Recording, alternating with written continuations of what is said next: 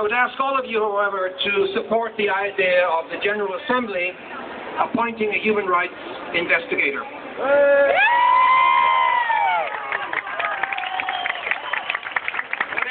Investigations that should include, of course, human rights violations in Iran, but also in Afghanistan, in Iraq, and also those violations committed by Israel, the UK, and by the United States. Do you agree? Let me explain. Sanctions are a form of warfare on civilians. It may be legal under Chapter 7 of the Charter, which was torn up on live television today, of course. However, UN sanctions represent a double standard. UN sanctions are only imposed on the developing world and those isolated countries of the, quote, South, unquote. Countries that confuse to conform to the Western view of good behavior are punished.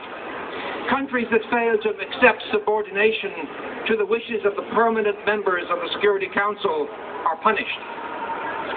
And that points to double standards in respect of what is right and what is wrong. Only the vulnerable states are sanctioned. Did the Security Council sanction America and Britain when Iraq was invaded in 2003 in violation of international law? No, they did not. Has The Hague or the ICC brought charges of war crimes against Bush or Blair?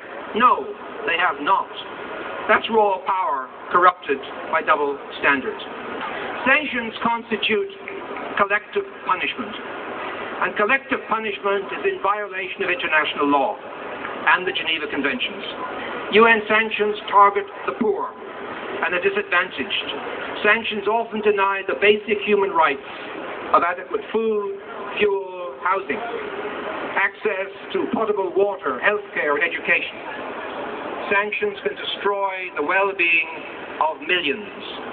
This morning in the General Assembly, President Obama rightly called for global justice and prosperity. UN sanctions do not represent justice. Sanctions do not create prosperity. Do you understand the deadly consequences of sanctions? Yes! Thank you. One more time. Is human rights in Iran the only issue for the UN Security Council? Or is there something else?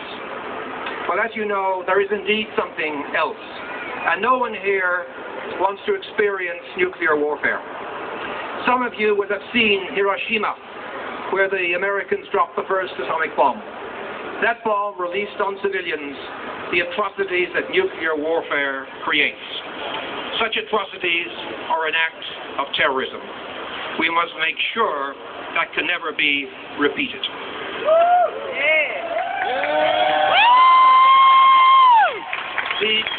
The only solution is global nuclear disarmament, plus the destruction of the thousands of stockpiled nuclear weapons that exist